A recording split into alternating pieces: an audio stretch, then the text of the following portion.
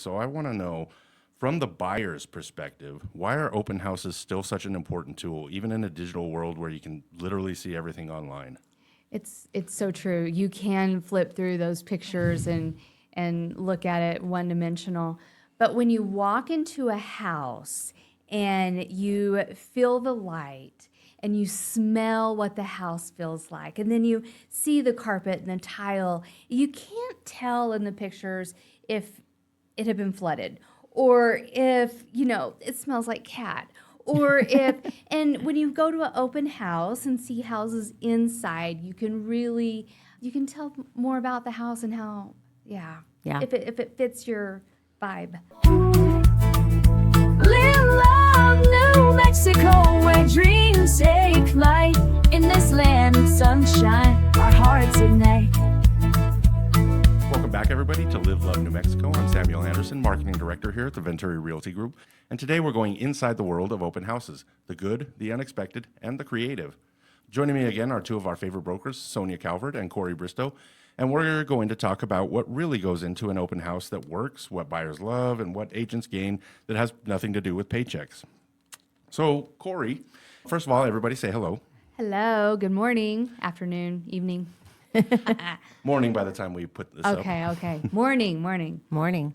It's great to have you both back. So I want to just go ahead and jump right into it with our first segment, which is, why do open houses still matter? Kori, I want to start with you. You have worked hundreds of Albuquerque open houses. So I want to know, from the buyer's perspective, why are open houses still such an important tool, even in a digital world where you can literally see everything online? It's so true. You can flip through those pictures and look at it one dimensional. But when you walk into a house and you feel the light and you smell what the house feels like, and then you see the carpet and the tile, you can't tell in the pictures if it had been flooded or if, it smells like cat. Or if, and when you go to an open house and see houses inside, you can tell more about the house and how, Yeah. if it fits your vibe. Yeah, absolutely. Yeah.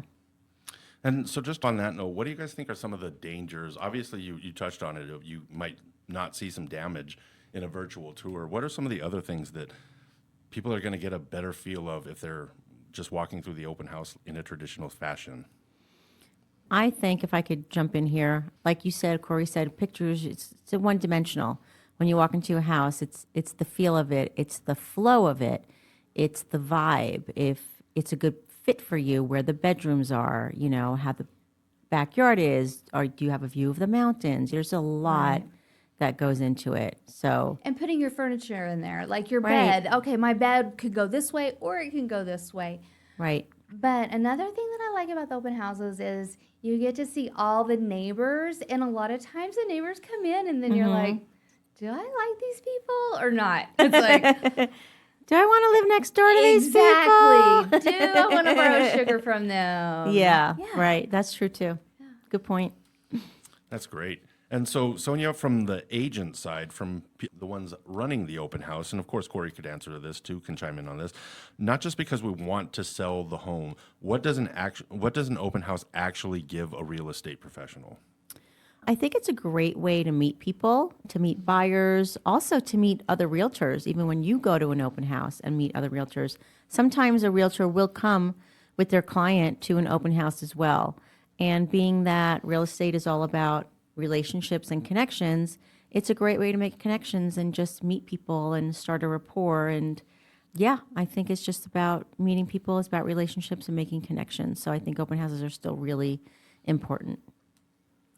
When I go to an open house with my buyer, I always encourage them, ask the questions like what's not on Zillow, what's not on MLS, so then they can get more of a feel as well, because those are things you can't put in writing, and the listing broker likes to share. Right. They like to share there's a dog park and they would take their dogs or just whatever it is. Yeah, there's So a that's- hiking trail back here. Exactly. A lot of the things, not just about the house, but what's Right. around the house. Yeah, in I the like that. neighborhood. Yeah, I like that too. And would you guys agree that agents, for as much as they can when they're not running their own open houses, Is it a good idea for agents to just go to open houses on their own, even if they're not looking for something specific for their buyers? Yeah. Absolutely. So when I'm going to list a home, I like to go to all the open houses to see what they look like. How does my house compare to the neighbors' houses? And it's a great way to know that neighborhood. And so going to different sides, whether it be the northeast, northwest, south, it's good. It's good knowledge. I feel for me, going to open houses, and in addition to open houses like broker tours and that sort of thing, Right. it's just, for me, it's all about knowledge, previewing homes Yes. ahead of time, especially in a neighborhood that I might have a buyer that's interested in. I can go preview homes ahead of time, and maybe there's one that's right for my buyer. It just recently happened, actually. I went to an open house in Rio Rancho, and I thought, oh, this might be a good fit for my buyers who are moving here from out of town. I'm showing them homes all day on Saturday. That's right. And one of those homes was a really good fit. And I emailed it to them, and they were like, yeah, this is the exact neighborhood we want to be in. This is our price point. And so it's just great to preview homes to know what's out there. Whether you have a buyer for it or not, it's just good to know. It feels like we're matchmakers. Yes. And I love, and without going in, how can you be a matchmaker? Right. Yeah, exactly. I think that's exactly what we were hoping to get as an answer, which is that it's just important for real estate agents and real estate professionals to know what the inventory is out there. It's one thing to have a list of all of the houses available. It's another thing to have intimate knowledge of, I've walked through this house and this house and this house, and that's exactly what you're looking for. Because, Sonia, as you said, you may not have the perfect buyer for it right now, but 10 minutes from now when you get a phone call, you That's just right. might. So You never know. You never know. It's true. absolutely. And that's what the fast-paced lifestyle of this business brings, and it's definitely made for these two ladies right here. So let's move on to our next segment, which is best open house stories. So let's swap a few stories. What's the best open house experience that you've ever had in real estate? Kori, go ahead and start.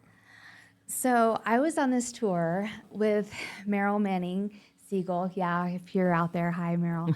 She had everybody come into the house, and once she got everybody together, she walked through and she showed the house with such love and detail, and we were all captivated by everything that she said just because of all of her knowledge. And it wasn't like, oh wow, no, it was like, tell me more. And so when I did that and watched that, I hope that when I'm showing homes that if I have knowledge of that house, that I'm able to give that information as well. Yeah. And Sonia, go ahead and give us your best home open house experience from a real estate point of view Well, attended or had? that you've had. Okay, well, it happens to be with Miss Kori right here. She had a listing in North Albuquerque Acres on Anaheim, this gorgeous, gorgeous home. And I was helping her do the open house. And I'm really glad I got there ahead of time, which I recommend all realtors do. Get there early for your Yes. open house so you're Yes. prepared. And this house had a really particular way of showing it. It was a flow. And so I met up with Kori ahead of time. She walked me through the house, and it was really kind of like a circle, right? Yeah. Or yeah, a certain way of walking through it. And that was the busiest open house I had ever been at. I was so tired that day. Oh my gosh. And there My was feet hurt. one person after another for 2 hours straight. But if Kori hadn't done that flow, honestly, people would have been like all over the place. Chaotic. It would have been chaotic. It was really important to know that flow of the house and to point out all the beautiful, beautiful details of that home. Upgrades. I know. That was a great one. Yeah. That one, you never know what's going to happen in the open house. Yeah. Is there going to be 1,000 people, or is there going to be one? Right. I had this feeling, because I had gone door knocked and all this, Yeah. that we were going to have a pretty good amount. So that one, we had 3 realtors, Yes. a lender, Yes. and I don't. Title wasn't there Title at that wasn't time, there, but no. we needed that. Yeah. And even the lender had to help us a little bit. When the that's three of right. us were busy That's right. walking through the home, the lender, he was great. I know. Yeah. That was Lou. Yeah. Hey, Lou. Shout Lou out. Lane. That's great, and I just want you to touch a little bit more on how exactly do you handle it when you have certain expectations for a home.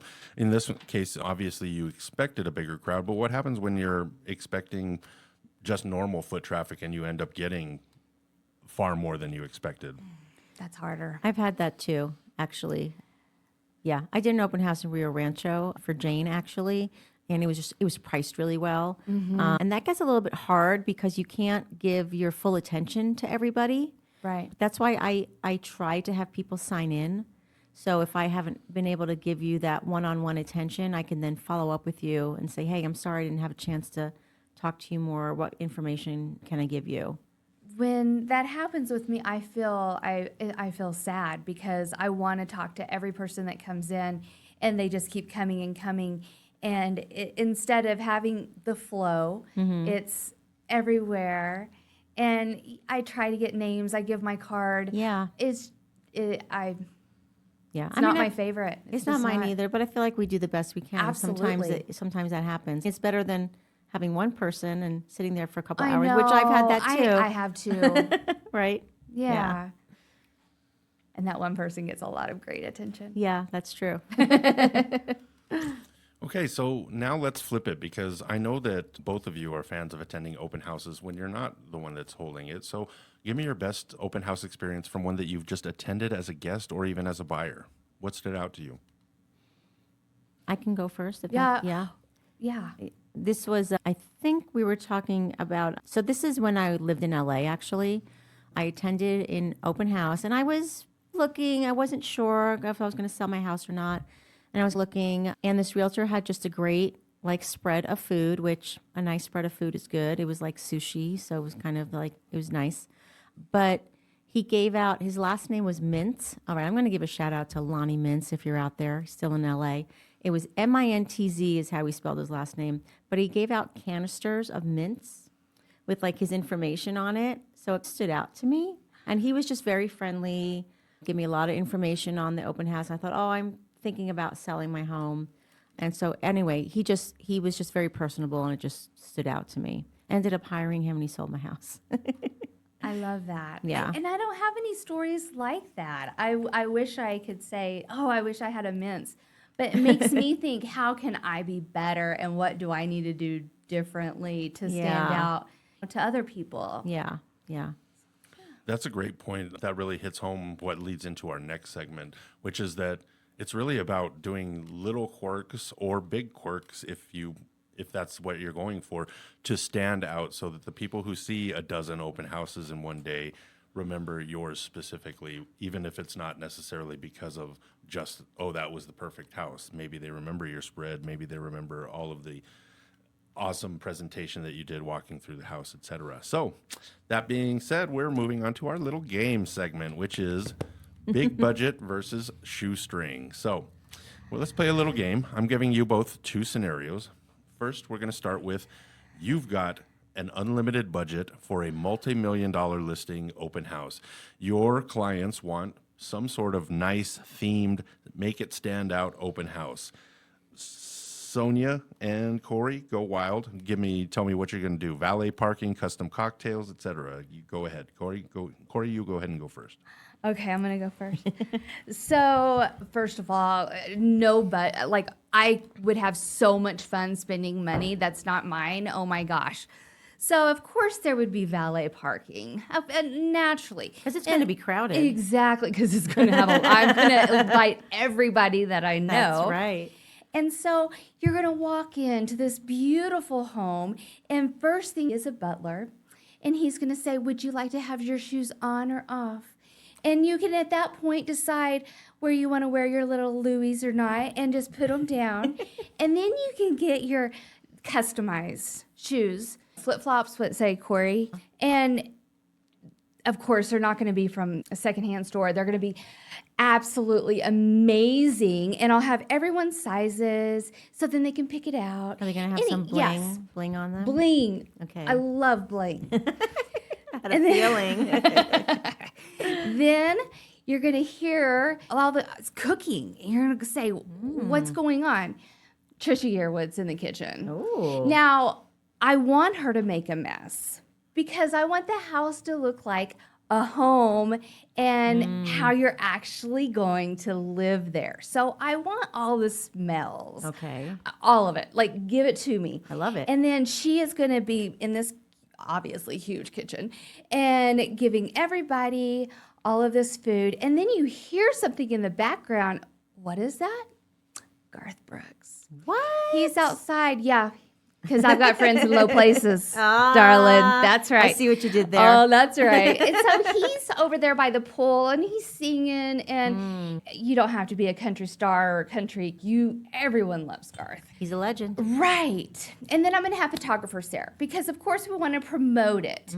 So it's going to be real time. So we would have real time click onto Instagram. Click, and then people can tag themselves, and it's already going everywhere. Love it.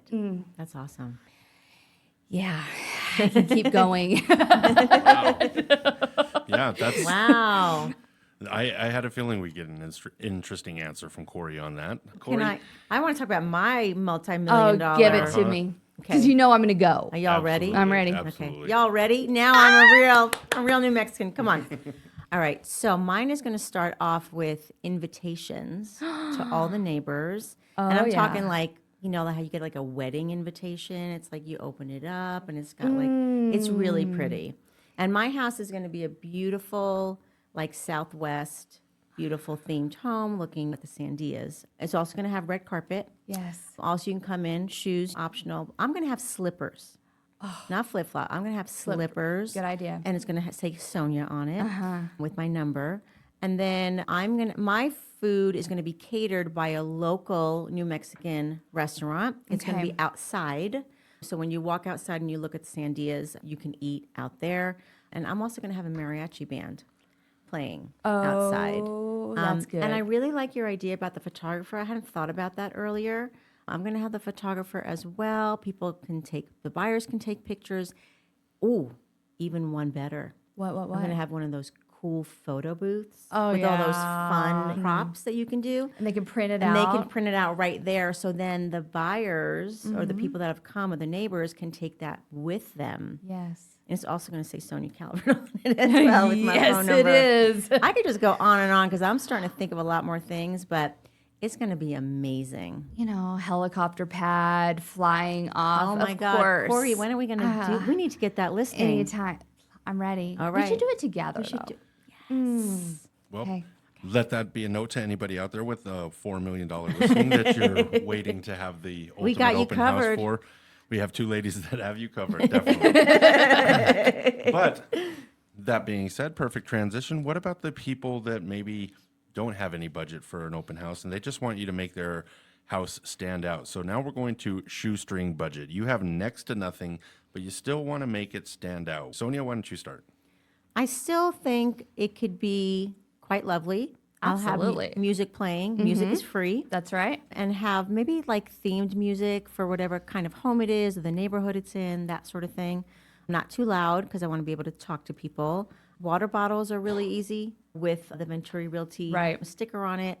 Maybe some candy. I also feel like baking cookies in the house. That smell of cookies always feels like home. Yeah. So I feel like you could still do some nice things on a shoestring budget. So we have someone on our team just got huge open house, like it's like a big sign that you can stick in the front and they like flap in the wind. Yeah. Have you seen those? I've seen that, yeah. So I would probably borrow that. Right, that's a good idea. I have my own open house signs that I've had for a long time, so I can Right. just use those. And then Facebook is free, Instagram is free. Right. And so doing that type of marketing isn't going to cost us anything Right. either. And then, of course, the word of mouth, knocking on the doors, inviting everyone, because that's how you get people in. Yeah. And who do you want to be your neighbor? Right. Who do you want to come? Yeah. And who do you not want to come? Because you don't want them to have their mother next door if they really don't want their mother next door. Yeah. So it's a great opportunity to go and do that.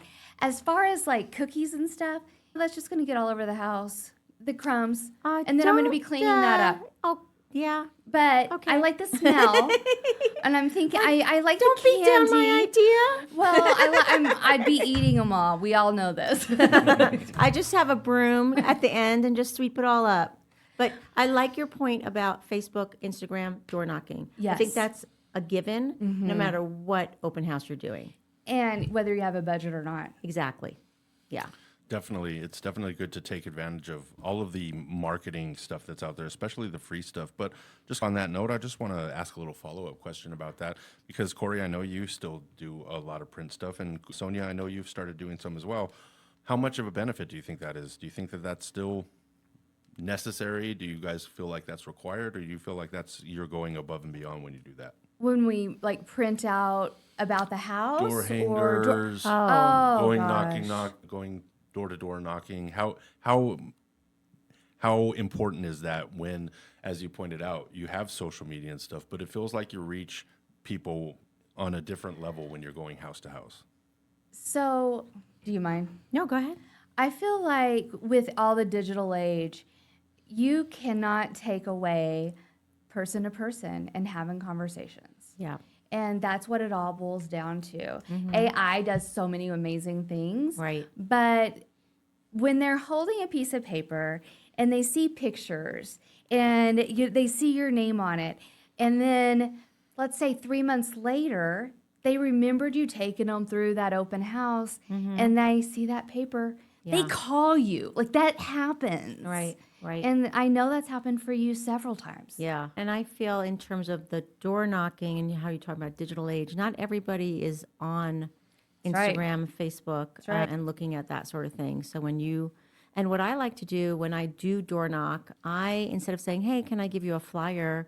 I say, hey, can I invite your neighbor is selling their home? And I promise them that I would invite all the neighbors Right. to the open house. Right. So it's an invitation. It's not just, here's a flyer. Like, I'm inviting you to an event. Well, and when it says no soliciting, well, you're not soliciting if you're inviting them to the party. Right, You know, I exactly. want you to come. I want you to be here. Yeah, exactly. Oh my gosh, that was such great information about open houses, everyone. We actually covered a couple of our segments within some of the segments that we have, so we're actually going to wrap it up just a little bit early today. But of course, we're not going to leave without giving you our favorite segment of the day, which is Around the 505. And today, since we're talking about open houses, I want to know best place to get lunch on the go, say in between open houses. Where are you going, Sonia? It's probably not going to be lunch for me between open houses, but sometimes I do need a little sugar and a little pick-me-up in between open houses. So I really love the donuts at Rise and Roast and their lattes. So I usually just do a drive-through. And I got to tell you, in the afternoon, they're always out of apple fritters. And I always want that. But Oh, you poor thing. I know, but the next best thing is their vanilla glaze, not vanilla glaze. It's a vanilla donut, and it's really good. It's very fluffy. Anyway, I know I'm going on about it, but it's really good. So that's like my sugar. Like in between, I'm going from one open house to another. I need a quick pick me up, so I get a little latte and a donut. Excellent. That's my go-to. And do you have any go-to spots where you can grab something quick on the fly? I know you like Panera. Oh yeah, I that's do. true. I love Panera too. And I'll get a that's- sandwich and through that's Panera. fast. Yeah, that's fast too. And they do have great tea. Yeah, I do like their salads, but I'm not going to eat that in my car. Strawberry salad with the it's Fuji apple salad they have is really good too. Yep. Impromptu shout out to Panera there. We all love that. We get it around the office here all the time. Kori, where are you going? Okay, this Oklahoma girl, Sonic. Oh, I know. If I need something fast, let me tell you, a cherry limeade, and we're talking the big one. Yeah, I don't like the small. Give me the big cherry limeade, and I love it. Absolutely. that sounds good. That's great. And it's great to let everybody know that as many great local restaurants as we have here, we also have some of those comfort food favorites that I happen to have gone to college in Southern California, and the nearest Sonic was like 80 miles away. And they still played commercials for it every day. And so it was like, oh, yeah, that looks great. So, yeah, always feel free to shout out that comfort food because that's what makes it comfort food. I myself, if I was going to pick up something, I tend to hang out in the downtown area, mostly the downtown and the Central Nob Hill area. And so for me, it's the Olympia Cafe on Central. They have the best gyros. They're huge, and you can go in and get them, and they have them ready for you in 5 minutes, wrapped up, ready to go. Walk down the Wow. street and eat it. I used to grab Wow. one on the way to work while I was walking all the time. So, Is that Greek food? yep, Greek food. Yeah, and it's probably the most well-known Greek food here in Albuquerque. There's several spots for Greek food, but that's my favorite. Right there on Central, really close to the Frontier restaurant, actually. Oh, okay. Okay. Cool. Love Frontier. Me too. Love Frontier. All righty, ladies. Great job this week. That wraps up another episode of Live, Love, New Mexico. Huge thanks to Sonia Kalvert and Kori Bristow. Sonia, why don't you go ahead and look into the camera, tell everybody how they can get a hold of you. Sure. Sonia Kalvert, Kalvert with a K, and you can reach me at 505-207-0082. Call me. And Kori? Right here in this camera. Hi, my name is Kori Bristow, and you can call me at 505-350-3148. I'll help you find your next house. Or sell the one you're in and we can get another one. It's up to you. Exactly. That's great. So that wraps it up for us this week. Thank you, Kori and Sonia, for sharing your open house wisdom and a few secrets too. If you're a buyer who's been skipping open houses or an agent looking to up your game, we hope this episode sparked a few ideas. Make sure that you like, comment, and subscribe to us on YouTube. You can catch more episodes of Live Love New Mexico at abq.re, Live Love NM, and connect with our team at welcomehomeabq.com or give us a call, 505-448-8888. Until next time, live well, love where you live, and we'll see you around New Mexico. Bye. Thanks for watching the video all the way to the end. We appreciate you. And please click subscribe. We'll keep you updated on what's going on with real estate in the Albuquerque area and New Mexico, and of course, across the entire country. Have a great one.